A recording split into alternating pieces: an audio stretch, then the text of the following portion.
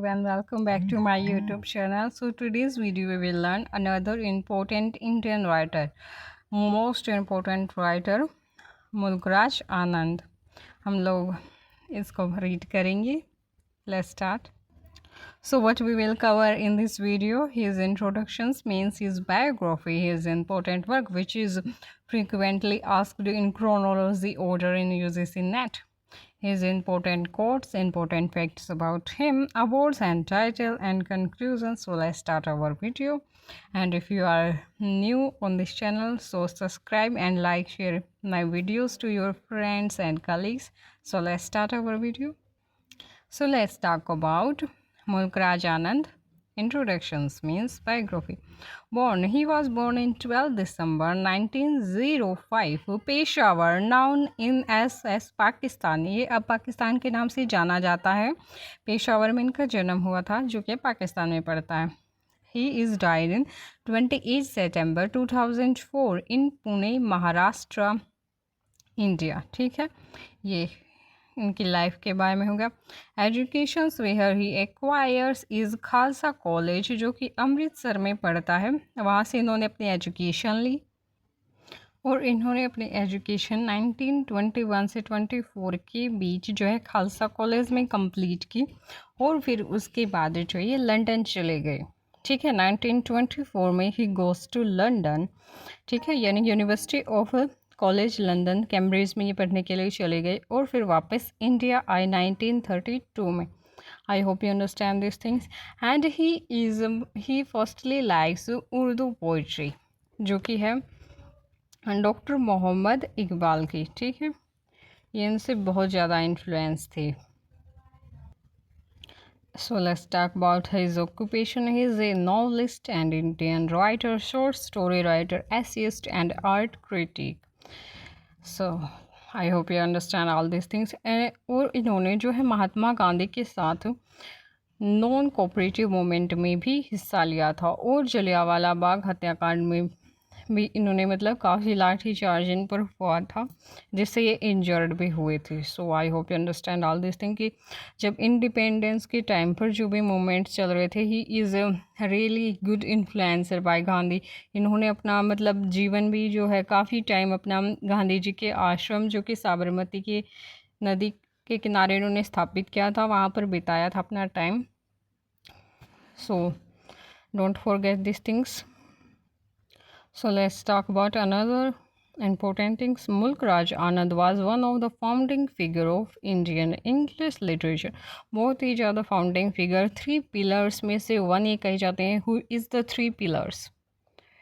3 pillars. 3 pillars में आते हैं मुल्कराज आनंद, R.K. नारायण एंड राजा राव. तो ये तीनों ही हमारे इंडिया के 3 pillars of Indian English writers कहे जाते हैं. तो ये उनमें से एक है.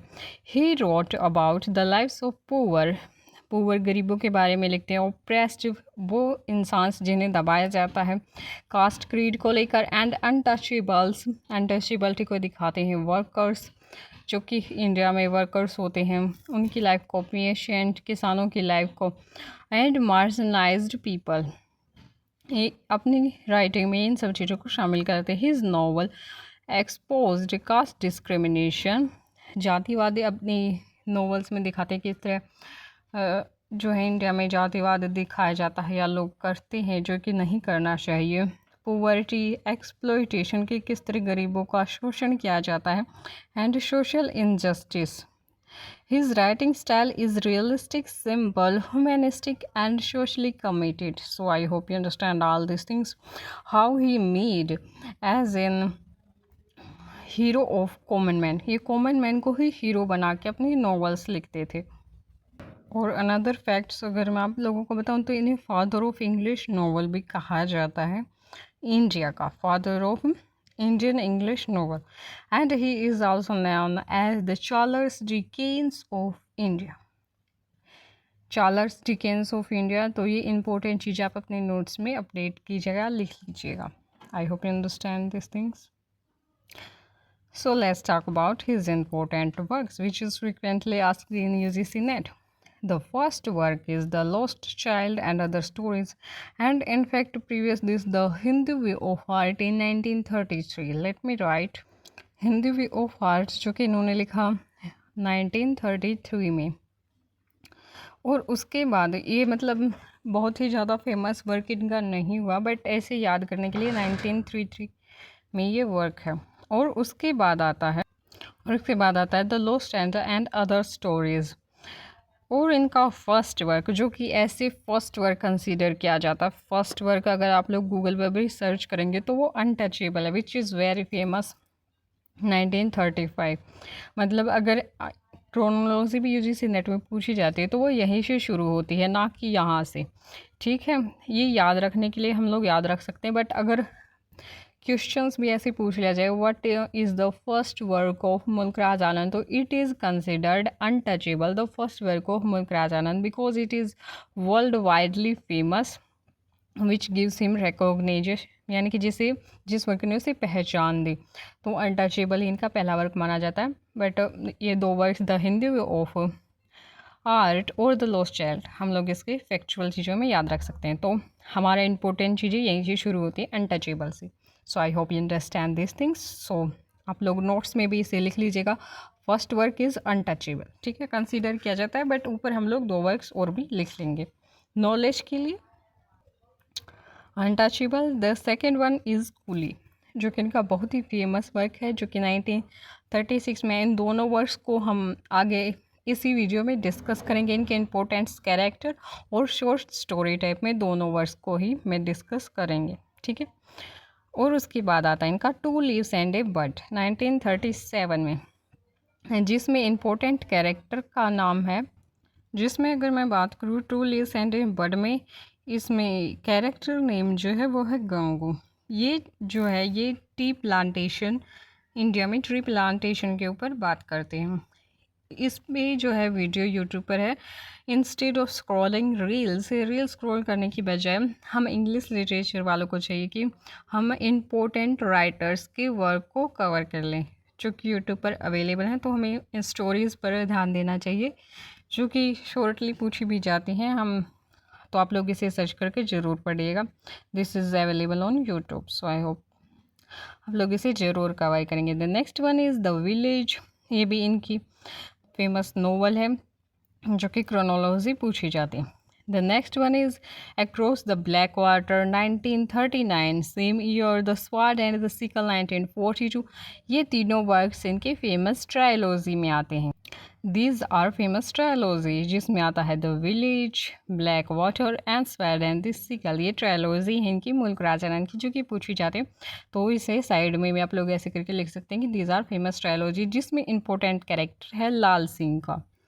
लाल सिंह, ठीक है, मैं लिख देती हूँ, जिसमें इंपॉर्टेंट कैरेक्टर होता है लाल सिंह का। तो ये तीनों एक दूसरे से रिलेटेड स्टोरी हैं। तो इम्पोर्टेंट कैरेक्टर जो मेजर नाम है उनके ज़रूर याद करिएगा। सो अगर मैं बात करूं कि हम लोग कुछ लोग सोचेंगे कि हम इन वर्क को कैसे याद करें। देखो, जो भी इंडिया के इम्पोर्टेंट राइटर हैं जिनसे क्रोनोलॉजी पूछी जाती है, वो 5 से 8 राइटर ही होंगे।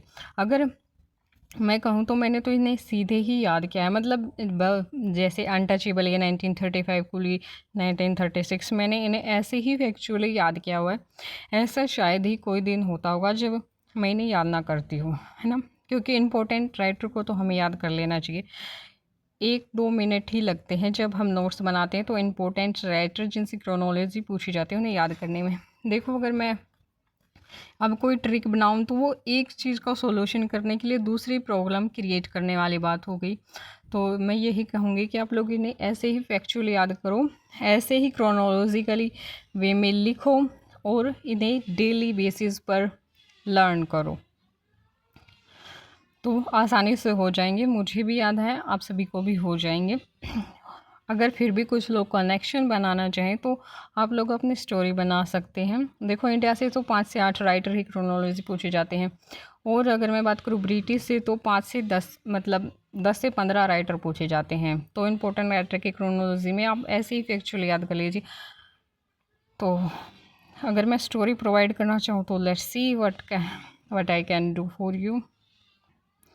सो आप लोग ऐसे याद रख लीजिए कि एक अनटचेबल कूली है, untouchable coolie who had 2 leaves, जिसके पास 2 पत्तियां हैं। पत्तियां हैं मतलब लीव्स का संबंध हम लोग देखते हैं कि हरियाली हमें गांव में ही देखने को मिलती है, तो लीव्स का संबंध आप लोग विलेज से कनेक्ट कर सकते हैं कि विलेज में ही लीव्स हो सकते हैं, क्योंकि शहरों में तो बड़ी बड़ी बिल्डिंग्स ही होती हैं और विलेज में जो है वो अक्रॉस ब्लैक वाटर्स, ठीक है। देखो यानी कि विलेज का जो पानी है वो कि शहरों जैसा काला पानी नहीं है, ऐसे याद कर सकते हैं कि विलेज में हमें साफ़ पानी मिलता है, ब्लैक वाटर नहीं मिलता है। And this word and this equal, देखो मैं ट्रिक नहीं बना सकती क्योंकि मैंने सीधे याद किया, but you can relate this things कि एक अनटचेबल कूली है who had 2 leaves which he brings from village, जो कि विलेज से लाया है, क्योंकि वहाँ पर विलेज में ब्लैक वाटर नहीं है, वहाँ पर क्लीन वाटर होता है। और 10 वर्ड एंड डिसिकल ऐसे ही फैक्चुअली याद कीजिए, चीज़ें आसान हो जाएगी, ट्रस्ट मी। अब हम लोग इनकी another important work the barber trade union, very famous, जिसमें कैरेक्टर है चंदू का। Chandu who is a barber, let me right the name. देखो चंदू जो है वो बार्बर है और वो अपनी फ्रीडम चाहता है। जो गांव के लोग हैं, जो ज़मींदार हैं, वो उन्हें उसकी जो भी बार्बर होते हैं उन्हें उनकी पूरी मजदूरी नहीं देते हैं। ही वांट्स फ्रीडम, वो शहर में जाता है, कमाई करता है और अपनी ट्रेड यूनियन बनाता है। तो ये स्टोरी यूट्यूब पर अवेलेबल है, you can search it and read it.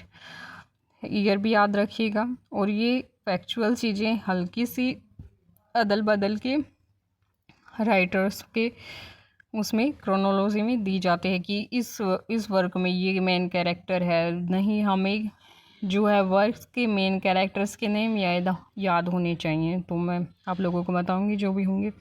The next one is the big heart 1945 में। फिर उसके बाद आता है 7 summers, it is an autobiographical work which is published in 1951। Always remember the autobiography of any writer, this is very important thing। 7 summers बहुत ही famous है। the next one is the private life of Indian priest 1953 में ये book आई है, ये भी very famous है। Chronology में हम लोग ऐसे याद करेंगे। The next one is the old women and the काउन, जिसमें ओनली फीमेल प्रोटोगोनिस्ट है, Gauri, which is published in 1960। The next work is the roar which published in 1961 और उसके बाद आता है मॉर्निंग फेज 1968 में। ये भी इनका वेरी फेमस वर्क है, मॉर्निंग फेस। सो अब इनके इम्पोर्टेंट अनदर वर्क्स के बारे में बात करते हैं। The next one is confession of A lover which is published in 1976। Gauri work है 19 इनका 1976 में। द बबल 1984 में और द 9 मूड्स ऑफ भारतम 1998 में। और उसके बाद आता है reflections on A white elephant 2002 में। तो आप लोग इनके सारे वर्क्स लिख लीजिएगा।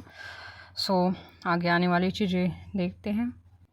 हम लोग अब इनके इम्पोर्टेंट्स अवार्ड्स एंड ऑनर्स की बात करते हैं। The first one is international peace prize 1953 में इन्हें मिला।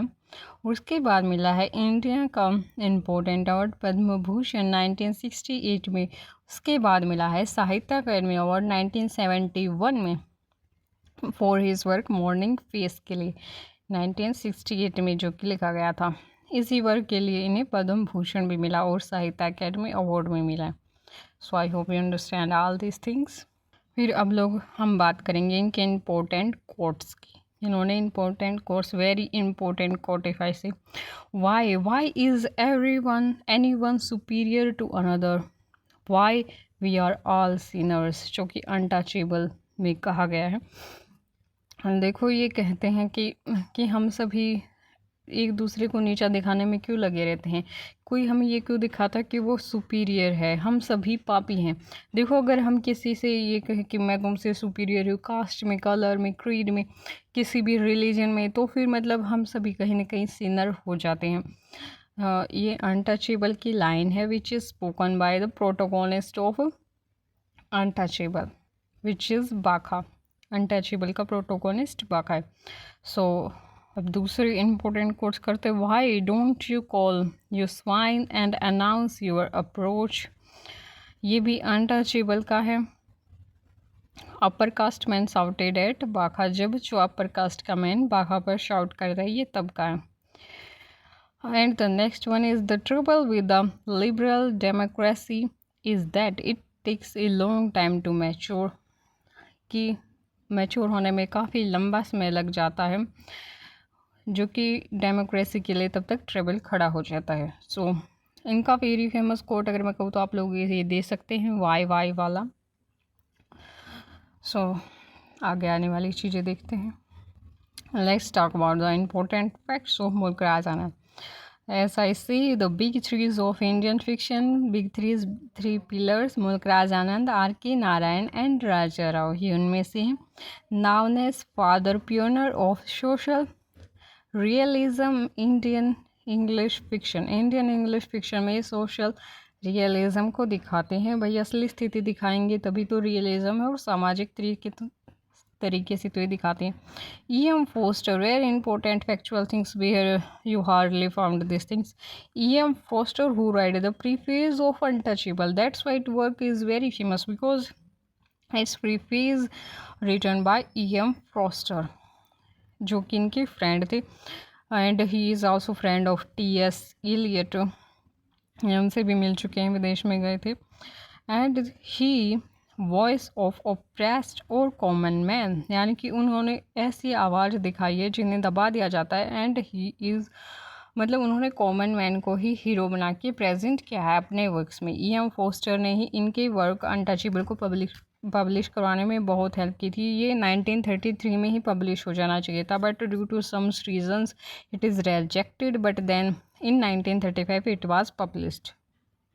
सो अब हम बात करेंगे अनटचेबल्स की इम्पोर्टेंट कैरेक्टर स्केचेस की।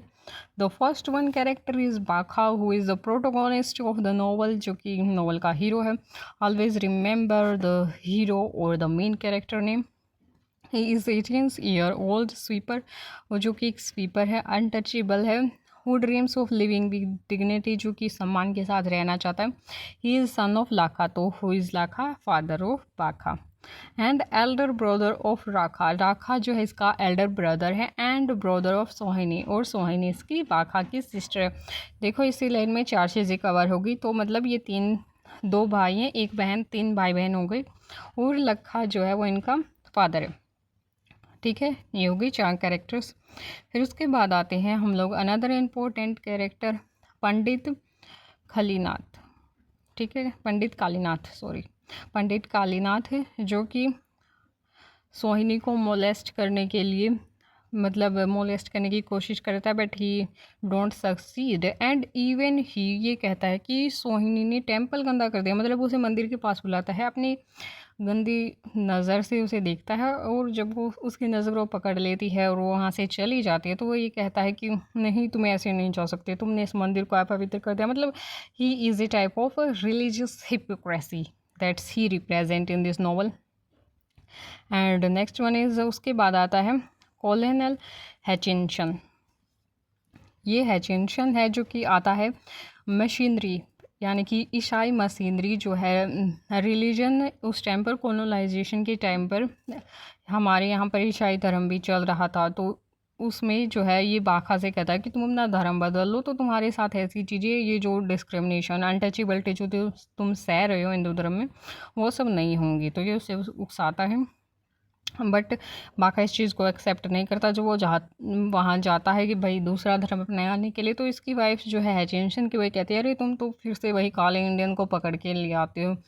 तो फिर ये रियलाइज़ कर लेता है कि भाई देखो, डिस्क्रिमिनेशन तो हर रिलीजन में है, कहीं पर कास्ट के बेस पर है, कहीं पर कलर के बेस पर है, डिस्क्रिमिनेशन हर जगह है। और उसके बाद महात्मा गांधी, जो इनका जो रोल है महात्मा गांधी का, वो एंड ऑफ द नॉवल में आता है।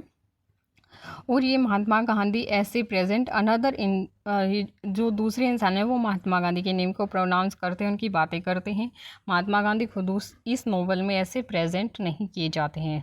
इस फैक्ट को भी आप लोग याद रखिएगा।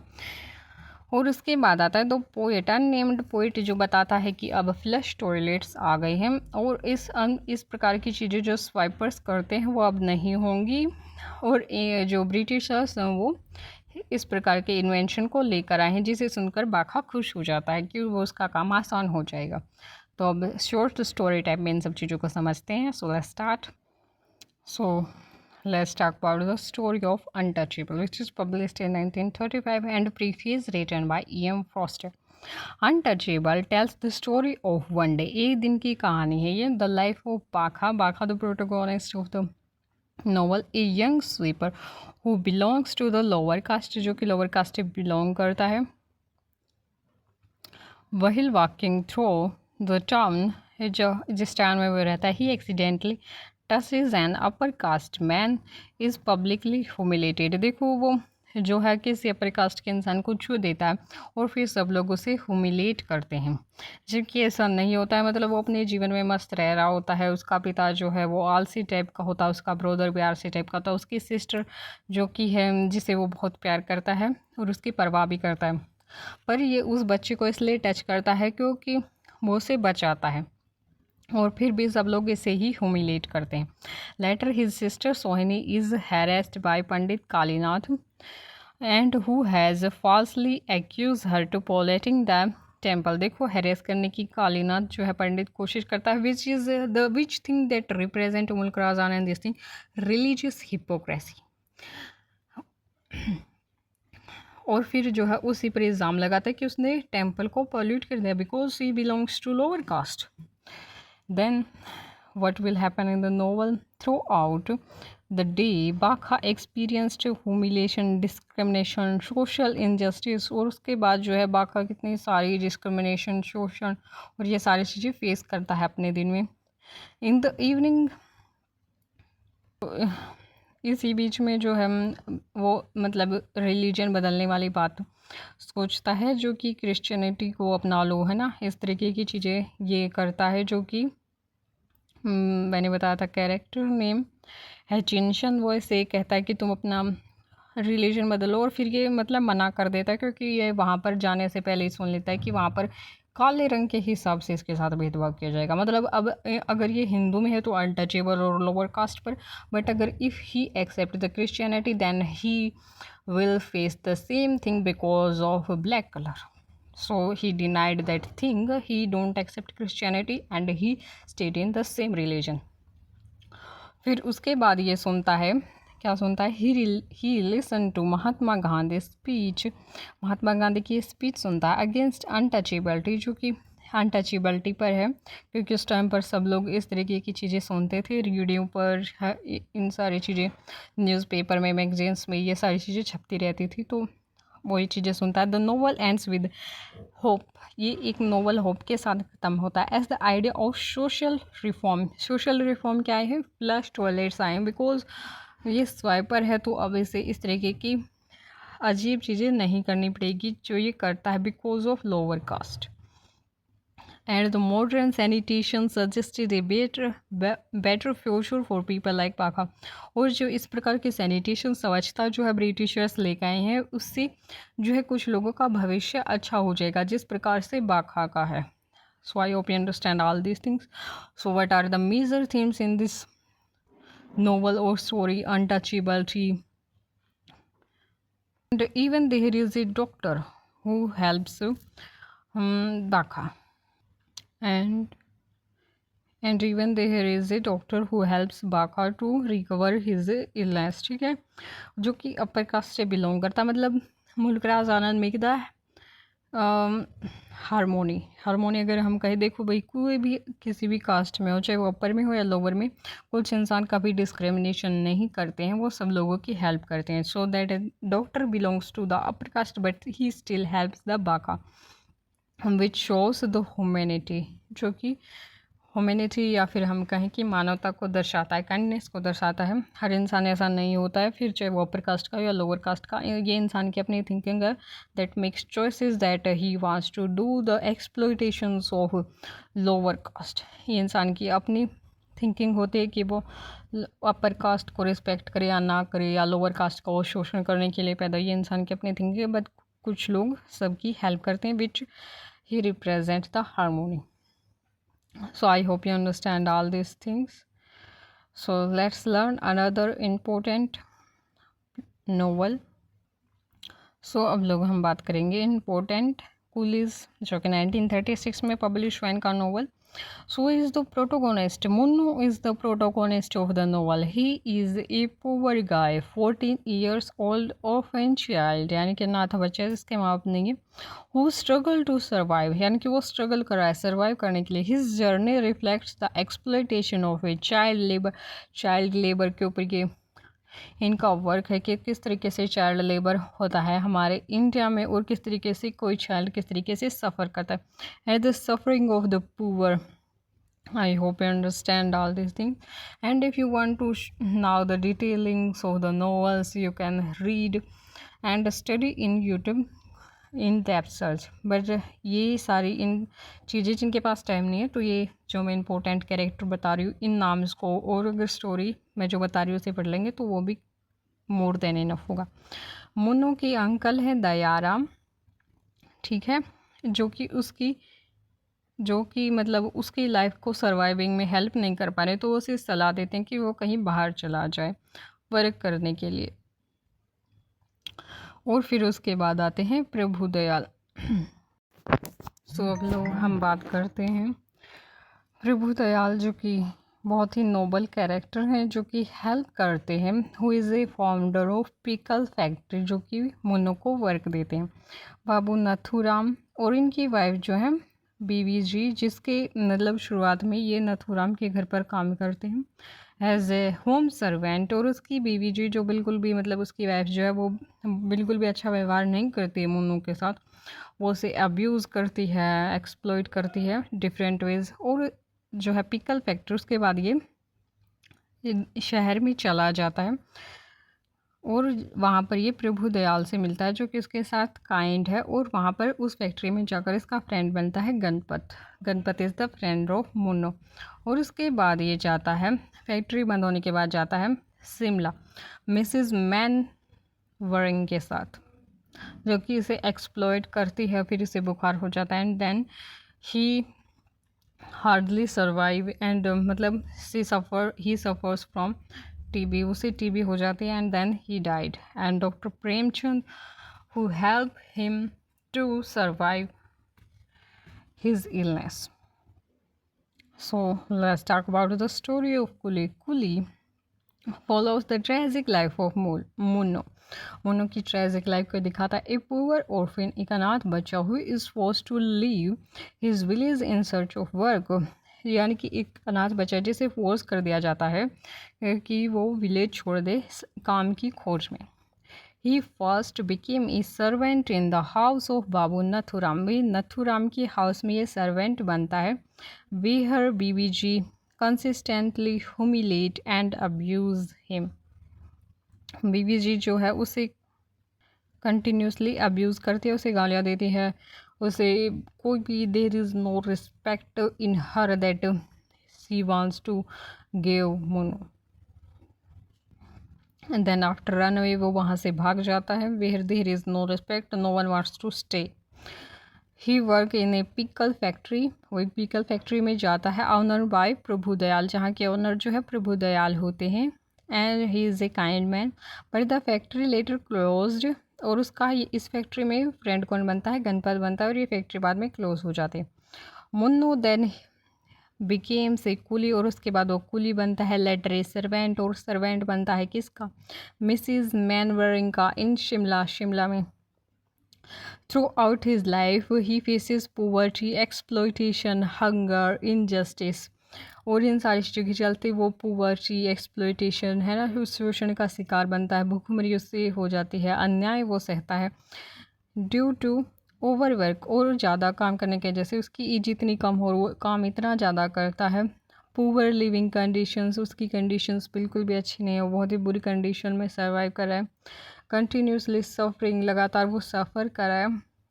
मुन्नो कॉन्ट्रैक्ट्स, मतलब मुन्नो को कॉन्ट्रैक्ट्स जो है उसे ट्यूबरकुलोसिस हो जाता है. Died eight young age. और यंग एज में वो मर जाता है. The novel exposes the harsh reality of child labour. और जो ये नावल है दिखाता है कि चाइल्ड लेबर किस तरीके से इंसान की लाइफ को प्रभावित करता है। एंड क्लास इनइक्वालिटी भी इसमें नावल में दिखाई गई है कि लोग किस तरीके से क्लास के बेस पर, जैसे मेरी हचिनसन मिसिज मैनवेरिंग, जिसे अपनी क्लास पर बहुत ही गर्व था कि वो एंग्लो इंडियन है and she belongs to rich class, but she still exploit sexually Munno. मतलब वो इतनी बड़ी एज के है फिर भी वो उसे ट्रीट तो इतने गंदे तरीके से करते हैं, वो उसे रिक्शा भी खिंचवाती है छोटे से बच्चे से और उसे एक्सप्लॉइट भी करती है physically. That's why he is ill and died because of her. And the colonisation के टाइम पर जो भी एक्सप्लोइटेशंस होती है, मुल्क राज आनंद ने वो दिखाने की कोशिश करते हैं। And the struggle of women dignity की, वही डिग्निटी हर इंसान अपनी ज़िंदगी में चाहता है कि उसे थोड़ा सा तो सम्मान, इज़्ज़त और उसकी वैल्यू हो। यही सारी चीज़ें जो है मुल्क राज आनंद ने अपनी नॉवेल्स में दिखाने की कोशिश करती हैं। And I hope you understand all this two important novels in short way with characters. So like the video, hit the bell icon, do the comment and share the video with your friends.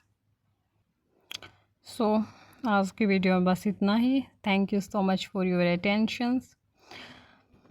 Like, share and subscribe. Keep learning, keep growing, keep smiling. And another video we will learn another important Indian English writers.